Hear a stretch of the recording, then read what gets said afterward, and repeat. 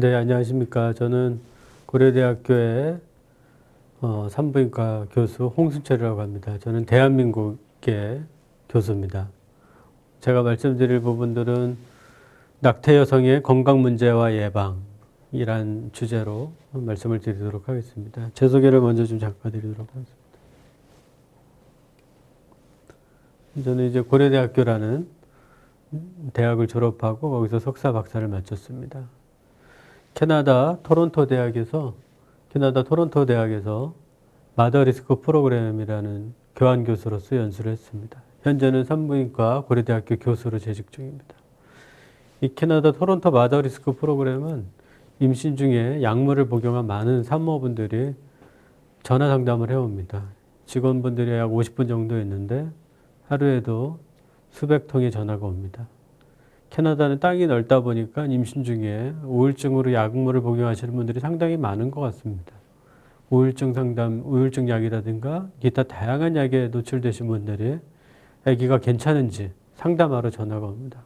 그래서 여러 30대가 넘는 전화에서 하루에도 계속 전화 상담, 해당 약물이 아기한테 어떤 영향을 줄 수 있는지 아니면 임신을 유지해도 괜찮은지 들 상담을 합니다.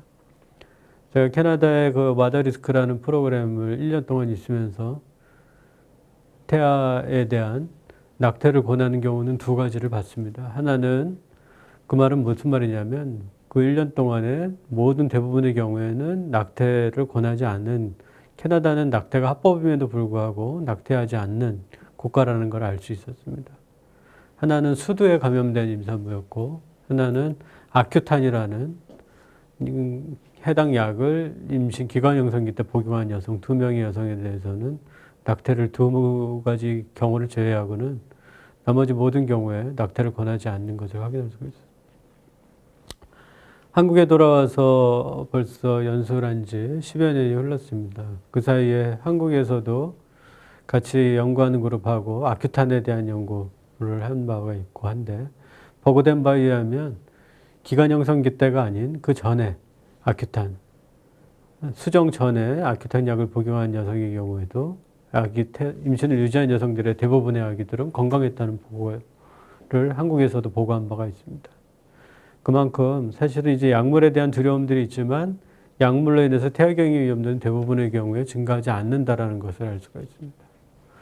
저는 한국에서는 주산의학회와 산부인과학회, 그리고 초음파 학회, 모체태아의학회, 그리고 모자보건학회, 발생독성연구회, 이런 다양한 학회 일을 하고 있고, 정부에서는 우리나라의 저출산 문제를 어떻게 해결할 수 있을 것인가에 대한 위원으로서 활동을 하고 있습니다.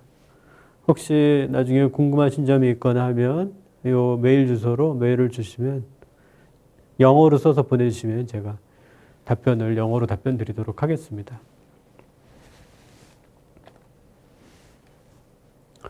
첫 번째는 낙태의 의미와 합병증입니다.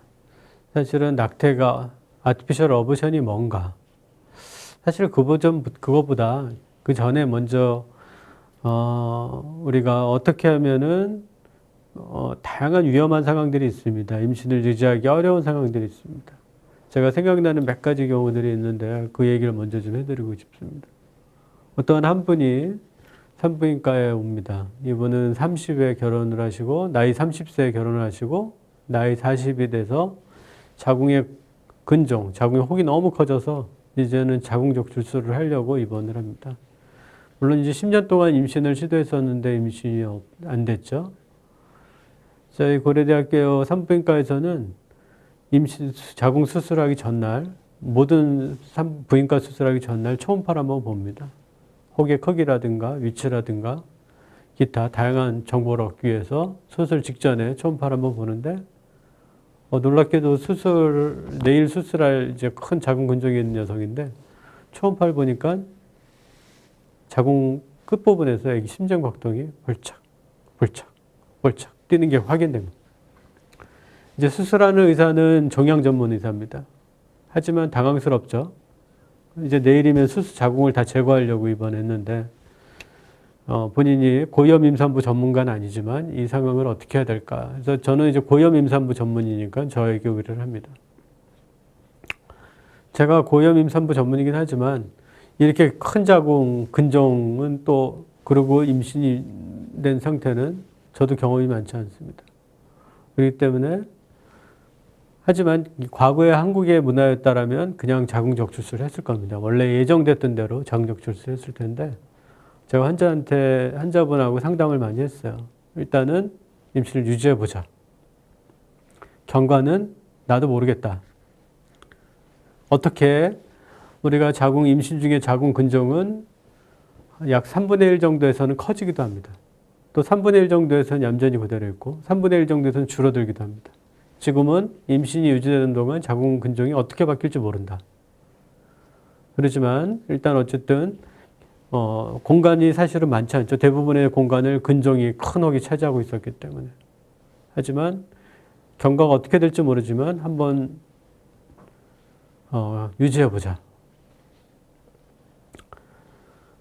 신께 맡기고 유지해보자. 저는 기독교인이기 때문에 하나님께 맡기고 임신을 유지해보자. 이렇게 설명을 드렸습니다. 그래서 임신을 유지했는데 놀랍게도 아기가 우리 간 위치를 따라서 계속 자라납니다. 놀랍게도 자궁 근종은 얌전하게 있고 오히려 크기가 약간 아기가 발육함에 따라서 공간을 내줍니다. 복부 공간 전체가 한정되어 있음에도 불구하고 이 근종이 아기가 자라는 걸 그다지 방해하지 않고 아기는 구석에서 간의 위치를 따라서 계속 성장해 나갑니다. 이제 35주 정도가 됐을 때 더 이상 임신 유지가 불가능할 걸로 판단되어서 제왕절개를 했죠. 제왕절개도 특수한 방법으로 했죠. 명치 끝에서부터 지포이드 프로세스라는 데부터 심피스 퓨비스까지 명치에서부터 세로로 절개를 하고 이제 자궁을 노출시킨 다음에 아기가 옆으로 있으니까 제왕절개도 특수한 방법으로 옆으로 째서 아기를 분만하고 근종을 가만 놔두고 수술을 마쳤습니다. 물론 수술할 때도 어떻게 할 것인가 이런 제왕절개는 저도 처음이기 때문에 어떻게 할 것인가 이제 마음속으로 시뮬레이션을 많이 하고 수술을 들어갔습니다. 아기는 건강하게 낳고요. 이분이 30에 결혼해서 40이 될 동안 아기가 한 명도 없어서 이분의 부부의 표정을 보면 항상 이렇게 심각합니다. 근데 이 아기가 태어나고 나서 이 아기를 안고 우는 엄마 아빠의 표정은 이렇게 웃으면서 옵니다. 이 한 아이의 생명이 주는 이 가정에 주는 의미가 어떤 것일까? 라는 생각을 하게 됩니다. 또 다른 예가 또 있습니다. 예를 들면은 어떤 분이 뇌 신경암으로 수술을 받았습니다. 임신 10주입니다. 그런데 공교롭게도 신경외과의 검사상 재발이 의심된다 그럽니다. 그래서 이제 방사선 치료를 해야 됩니다.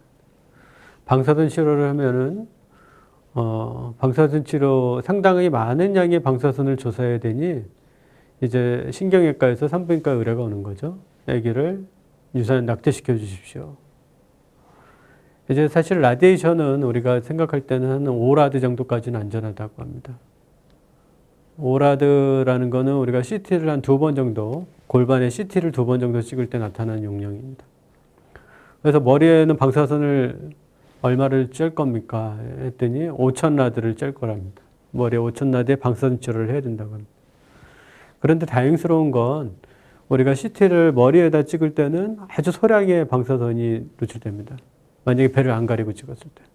근데 머리에다 CT를 찍을 때 배를 가리고 찍으면 거의 영향이 더더군다나 없겠죠. 그래서 머리와 배는 서로 다른 기관입니다. 복부에다가 방사선 치료를 5,000라드 한다면 이 얘기는 임신이 가만 놔두더라도 유지가 불가능했을 겁니다. 그렇기 때문에 배를 잘 가리고 방사선 치료 받으십시오. 제가 이렇게 레코멘드 했어요. 그래서 그 아기는 배를 복부로 우리가 납으로 가리면 방사선이 아기한테 노출되지 않습니다. 아기를 배는 복부 납으로 가리고 방사선 치료를 5,000라드 했습니다. 그분은 이제 방사선 치료가 잘 끝났고 아기도 건강하게 났습니다. 그런 예들이 사실은 상당히 많이 있습니다. 우리는 사실 두려움이 있습니다. 어떤 두려움이 있냐면 뱃속의 아기가 어떻게 될까에 대한 두려움이 있습니다. 사실은 저도 모르고 여러분도 모릅니다. 그랬을 때 우리는 어떤 선택을 해야 될 것인가? 두려움을 극복하기 위해서 극단적인 선택을 할 것인가. 극단적인 선택이라 그러면 낙태를 얘기하는 거겠죠. 아기를 포기하고 다시 임신하기 전 상태로 돌아가는 것이 마음이 편할 수 있을 거라고 믿지만 사실은 낙태를 경험한 대부분의 여성들은 그러한 심리적인 충격에서 벗어나지 못하는 분들이 많이 있습니다. 제가 미국에 학회를 가는데 우연히 비행기 안에서 잡지를 보게 됩니다. 그 잡지의 내용이 뭐였냐면 문해아를 임신한 여성의 한 가정에 대한 내용이었습니다. 엄마 아빠가 미국에 있는 본인이 미국 신분이니까 산전지차를 봤는데 아기가 문해아라는 진단을 하게 됩니다. 미국의 산부인과 전문의는 의학적 지식에 따라서 낙태를 권합니다. 이 문해아에게는 태어나서 얼마 살 수 없습니다. 그러니 낙태를 하십시오라고 권유를 하게 됩니다. 근데 이 엄마 아빠가 아주 독특한 결정을 합니다. 어떤 결정을 하냐면 임신을 유지하겠습니다. 그럽니다. 사실은 이 엄마 아빠는 천주교 신자였습니다. 천주교 신자는 낙태를 하면 안 되는 그런 종교적인 믿음이 있는 상황이었습니다. 그래서 이 부분들은 임신을 유지하겠다고 합니다. 그리고 버킷리스트라는 걸 작성합니다. 이 뱃속에 있는 아기와 엄마 아빠 한 가정에 이 세 명의 가족 구성원이 아기가 살아있는 동안 우리가 무엇을 할 것인가를 생각합니다. 가고 싶은 곳의 리스트를 하나, 둘, 셋 뽑죠. 그리고 우리가 같이 먹고 싶은 것들을 뽑습니다. 그러면서 하나하나 실행해 나갑니다. 그리고 이렇게 버킷리스트를 실천할 때마다 SNS에 공유를 하게 됩니다. 그랬더니 많은 사람들이 그 이야기를 궁금해해요. 그 다음에는 어떻게 하셨습니까? 그 다음에는 어떻게 하셨습니까? 그러더니 SNS 팔로워가 10만 명이 넘어요. 팔로워가 10만 명이 넘으니까 방송국에서 취재를 옵니다. 무슨 생각으로 그렇게 생각을 하셨습니까? 뱃속의 아기는 본인의 삶이기 때문에 저희들은 아기의 삶을 존중해 줘야 된다고 생각을 하고, 그리고 비록 오래 못 살더라도 아기하고 살아있는 동안 같이 영위할 수 있고 즐길 수 있는 행복한 시간을 갖고자 합니다. 라면서 그런 인터뷰를 해서 더 유명해졌어요. 그분이 유명하려고 일부러 임신을 유지했던 건 아닌 것 같습니다. 그러고 나서는 아기가 태어나고 아기 모자를 씌워놓으니까는 모자를 씌워놓은 사진의 모습 속에 아기 모습은 너무나 이쁩니다. 그리고 한 달이 지나서 온 가족, 양가 부모님이 보는 앞에서 이 엄마 아빠와 그리고 이 엄마 아빠의 가족들이 다 보는 앞에서 아기는 죽게 됩니다. 천국을 가게 되는 거죠. 그래서 제가 산부인과 의사로서 생각을 해봤어요. 이 아기의 이 경우에 임산부 건강에 임신 20주경에 임신 중기에 낙태라는 것이 이 여성에게 건강에 도움이 될까? 아니면은 임신 막달에 임신을 잘 유지해서 낳는 것이 도움이 될까? 아니면 임신 20주에 낙태한 것이 이 여성의 정신 건강에 도움이 될까? 임신 막달에 정상적으로 잘 나서 온 가족이 보는 앞에서 이별하는 게 정신적 건강에 도움이 될까?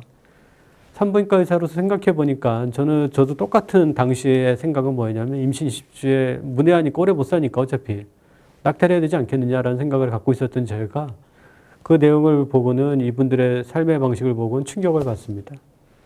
이런 방식도 있구나. 임신을 유지해서 막달에 자연적으로 정상적으로 이별하는 모습이 있었구나. 사실은 저도 정상적으로 주변의 사람들과 이별하고 싶습니다. 제가 정상적으로 나이 들어서 시간이 1년이 남아있다면 1년 동안 그동안 살아왔던 사람들과 만나면서 이별을 하면서 정상적인 인사를 하고 떠나고 싶은 마음이 있습니다.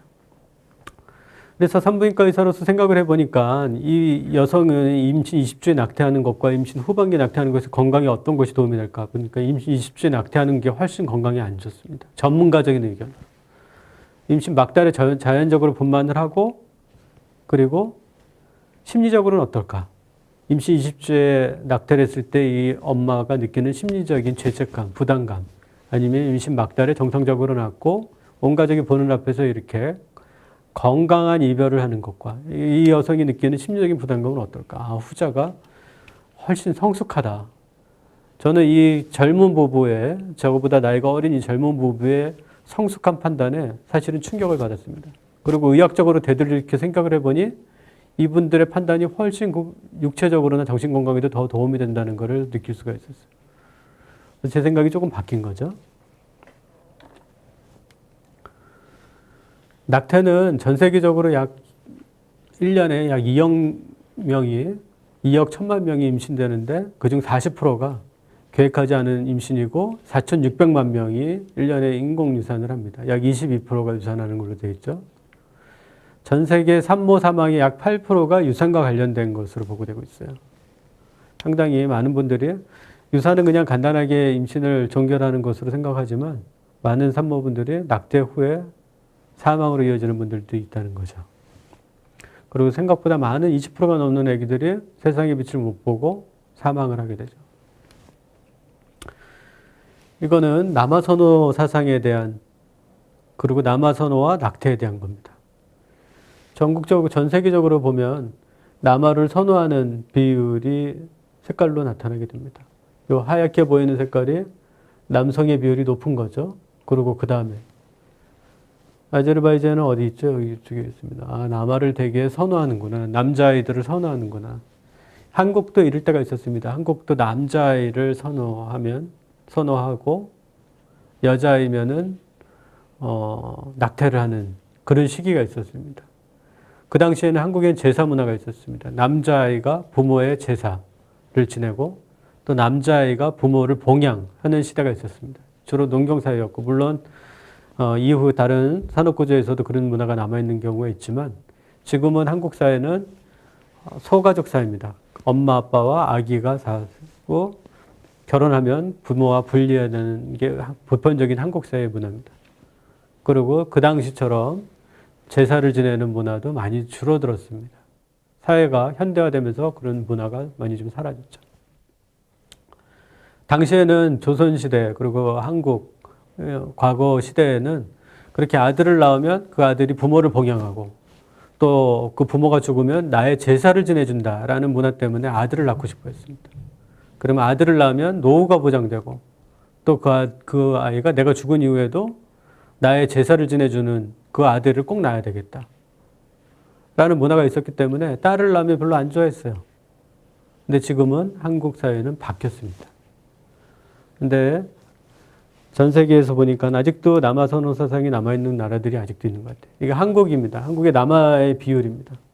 1970년도부터 이때 한국에서 가장 많은 아이들이 분만할 시기입니다. 70년도부터 2000년도까지는 남아의 비율이 훨씬 높았습니다.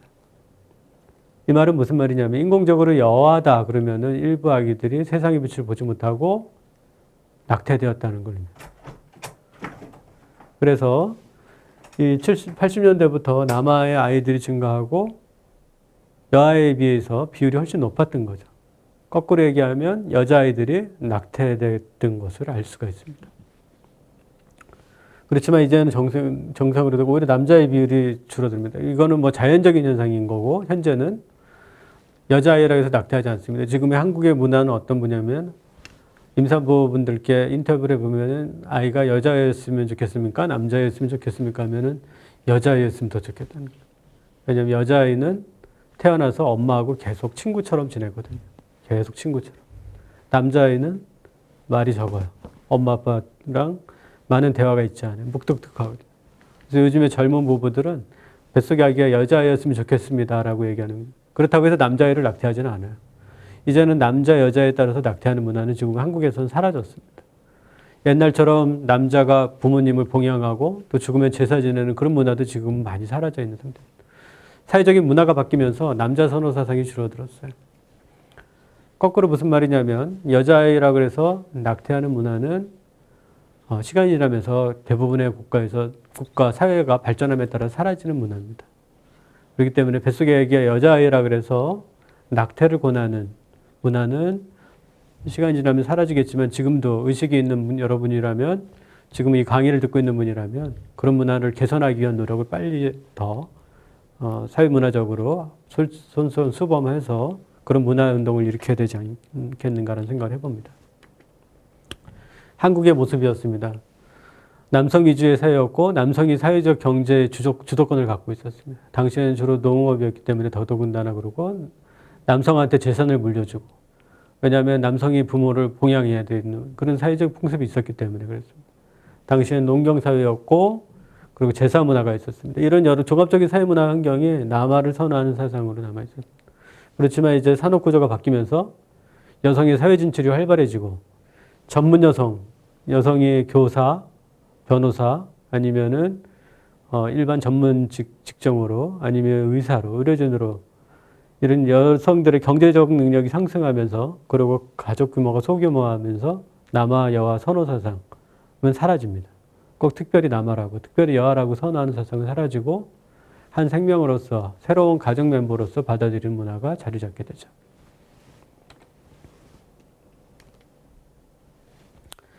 미국의 낙태 시기를 보면은 약 13주 이전이 91% 이상이 낙태가 되는 것을 알 수 있습니다. 그래서 임신 초기에 약 90% 넘는 경우가 한 12, 13주 이전에 다 낙태가 됩니다. 사실은 그때 판단은 되게 중요합니다. 저도 얼마 전에 들은 얘기지만은 저희 할머니가 그런 얘기를 하셨다 그래요. 제 아내한테.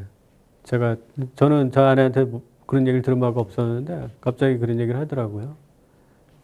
저랑 이제 처음 인사하러 갔을 때 할머니가 사실은 저 아이를 저희 아버님이 20세에 제 어머니를 만났고 당시 어머니 나이는 23세였습니다. 두 분이 사랑을 했고 아마 결혼하기 전에 임신을 하셨던 것 같아요. 그랬더니 이제 결혼을 반대하면서 그 뱃속에 있는 아기를 낙태하라 라고 했던, 그 낙태는 저를 말하는 거죠. 저를 지어라 라고 얘기를 했던 거죠. 근데 어머님은 낙태를 반대하고 임신을 유지했던 것 같아요. 물론 이제 남성이 아버님이 나이가 더 젊었었기 때문에, 그리고 나이가 많은 여성과 사랑에 빠졌기 때문에 할머니가 반대했는지도 모르겠습니다. 이유는 잘 모르겠어요. 하지만 당시의 판단은 이제 어머니가 그 23세 여성이 낙태를 결심했으면 제가 아마 여러분들한테 이 강의를 못하고 있었을지도 몰라요. 그때 판단은 순간일 수 있습니다. 낙태를 할 것인가 말 것인가. 하지만 그 판단은 미치는 영향은 사실은 큽니다. 우리 의대생들한테도 물어봐요. 너는 몇째니? 첫째니? 둘째니? 셋째니? 저 셋째입니다. 그럼 부모님이 너 고민을 많이 했겠구나. 너를 낳을지 아니면 낙태를 할지 고민을 많이 했겠구나. 내 부모님이 고민 많이 했대요. 그리고 결심해서 낳았대요. 그거는 지금 아기가 살았으니까는 그 당시에 어려운 고민이었지만은 기쁜 마음에 할 수 있는, 결과가 좋으니까 할 수 있는 상담이었을지 모릅니다. 그렇지만 거꾸로 생각하면 되게 무서운 말입니다. 그 당시에 그 부모께서 셋째인 이 아이를 낙태했다면 지금의 공부하러 나온 의대생은 없어지는 것이기 때문에 우리가 무슨 판단을 하고 있는 건지는 그 당시에는 모를 수 있습니다. 하지만 그게 미치는 영향은 심각하다는 걸 우리가 인지할 필요가 있습니다. 그냥 간단하게 감기약 복용하듯이 간단하게 낙태라는 게 아닙니다. 하나의 생명을 앞으로 이 사회의 주역이 될, 아제르바이잔의 국가의 주역이 될 인물들을 낳느냐, 포기하느냐, 그런 역할을 여러분들은 지금 해야 되는 거고, 공무원으로서 이제 어떻게 하면 국민들이 불필요한 낙태를 줄이고 그 뱃속에 있는 아기들이 이 사회의 주역으로서 당당히 역할을 할 수 있도록 그런 낙태를 줄이는 그러한 문화운동을 하고자 아마 이 강의를 준비하실 거라고 저는 알고 있습니다. 이제 초기 낙태는 비용이 있다거나 기타 다양한 사유로 낙태를 못하는 부분들이 있는 것 같습니다. 또 한 번 낙태를 경험한 여성들은 또 낙태하는 경향성들이 있습니다. 낙태를 가볍게 얘기하는 거죠. 근데 이제 반대의 입장에서는 임신이 잘 안 되는 여성에 있어서는 사실은 이제 나중에 초반에 사랑하는 남성과 만났는데 낙태를 경험하고 그리고 헤어지고 다음에 다른 살아가는 남편을 만나서 이번엔 진짜로 임신을 하고 싶은데 잘 안 돼요. 불임이 된 거죠. 자궁내막이 달라붙었거나 아니면 나팔관이 손상됐거나 그 당시에 감염이 쌓인으로 향후에는 임신하기 어려운 경우가 있습니다. 물론 이제 지금 부부 사이에서는 그런 얘기를 하기 어려울 수도 있습니다. 우리가 그런 얘기를 사실은 산부인과 전문가로서 오랫동안 활동하다 보면 그런 부분들을 많이 만날 수가 있어요. 거꾸로 얘기하면 무슨 말이냐면 지금 임신한 아기가 그 부부, 젊은 여성의 삶에 있어서는 마지막 아기일 수 있는 경우가 너무도 많아요. 그렇지만은 본인은 몰라요. 지금 이 아기가 본인의 삶에서 마지막 아기라는 사실을 모르는 여성들이 너무나 많아요. 그렇기 때문에 상담할 때는 우리가 꼭 임신을 유지할 수 있도록 긍정적인 상담을 해주는 게 지혜로울 것 같습니다. 그 업무 부모로서, 위대한 어머니로서 그 아기를 이 사회의 중추적 역할로 자라나갈 수 있는 마지막 기회를 그 엄마가 유지하느냐, 포기하느냐의 순간일 수 있습니다. 낙태라는 일반적인 첫 번째 강의에서는 낙태가 어떤 과정으로 이루어지는지를 설명드리고자 하기 때문에 이런 강의를 준비했는데, 낙태 시술하는 과정에 대해서 좀 이해할 필요가 있을 것 같습니다. 아기 집을 확인해야 되고요. 왜냐하면 자궁임신을 낙태 시술을 하게 되면은 나중에 자궁임신으로 많은 출혈이 있을 수 있기 때문에 정상 자궁안의 임신인지 확인해야 되고, 임신 주수를 확인해야 되는데, 임신 주수가 10주가 넘으면 아까도 말씀드렸지만 이제 10주까지는 우리가 아기는 기관 형성기라고 그러고 10주 이후에는 태아기라고 얘기를 하는데, 10주가 넘으면 이제 골격계도 형성되고 모든 해부학적 기관들이 잘 형성됩니다.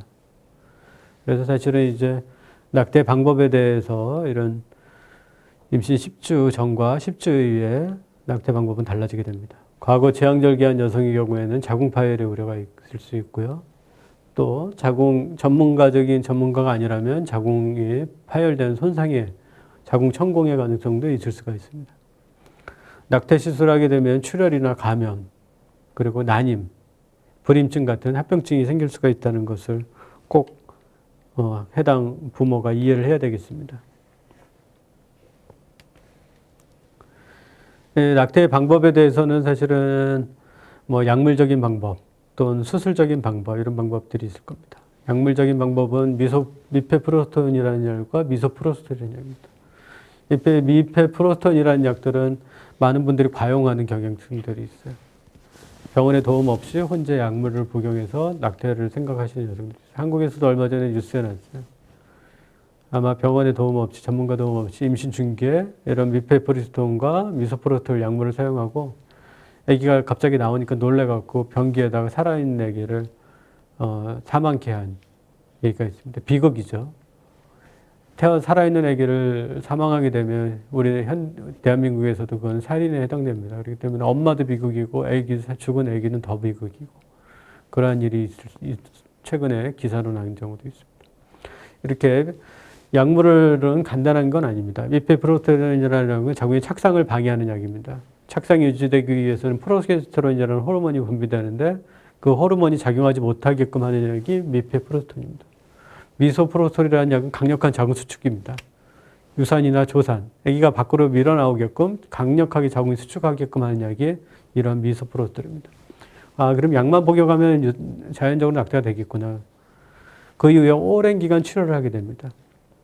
그래서 대부분의 여성들은 사실은 감염의 우려라든가 출혈로 인한 빈혈의 우려라든가 또 그러한 합병증으로 해서 다음에 정작 임신을 원했을 때 임신이 잘 안 되는 그런 합병증을 우려가 있을 수가 있으니까 임의로 혼자 이런 약을 써서 낙태를 시도하는 것은 별로 바람직한 방법은 아니라고 얘기할 수 있겠습니다. 꼭 전문가하고 상의하는 게 좋겠습니다.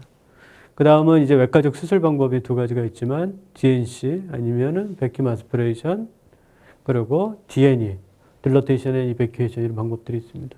임신 주수가 작을 때는 DNC라는 방법을 쓸 수 있고 임신 주수가 클 때는 분만하고 비슷한 DNE라는 방법을 쓰기도 합니다.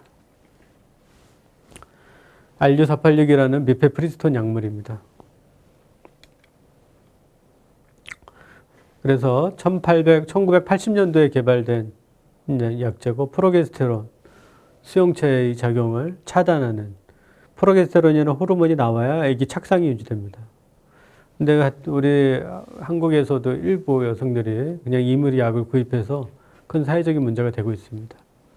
그렇기 때문에 꼭 전문가하고 상담이 필요한 약입니다. 보통 이 약 혼자 단독제지로 쓰는 것이 아니라 미소프로스톨이라는 약과 같이 사용되기 때문에 꼭 저 약만 그래서 약물을 간단하게 생각하시면 절대로 안 되겠습니다. 외과적 유산 방법은 합병증으로는 출혈의 문제가 있을 수가 있고 감염, 자궁 내 유착, 불임, 심한 경우에는 사망, 산모 사망의 8%가 이런 유산 과정에서 일어난다고 전 세계적으로는 보고되고 있습니다. 그래서 합병증 방지가 중요하고요.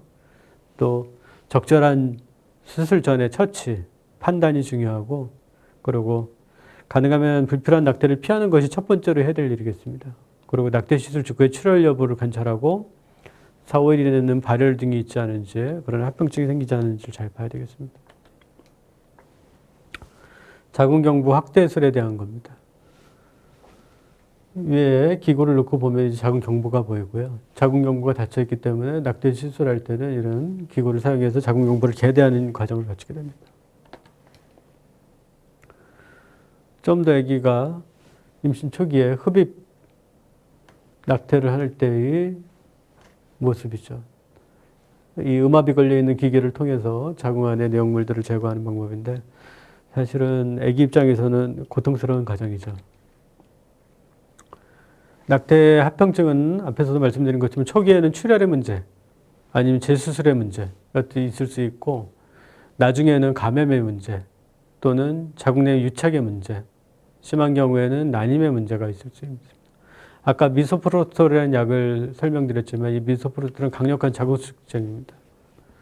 일종의 태아경 유발 물질로도 알려져 있어요.